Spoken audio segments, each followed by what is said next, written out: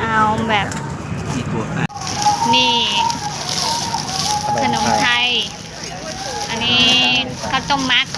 ไม่ใช่เขาเรียกว่าไส้กล้วย อันนี้เป็นขนมอีหยังมามีไส้ไหมหนักเนี่ยไส้มะพร้าว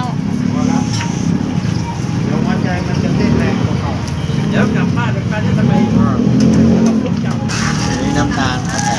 ต้องโรยข้าวโพด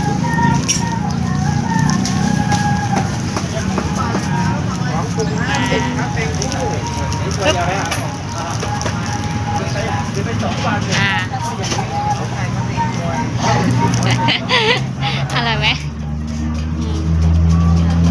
รสชาติเป็นไง อร่อยข้าวต้มมัด อร่อยเหมือนข้าวต้มมัด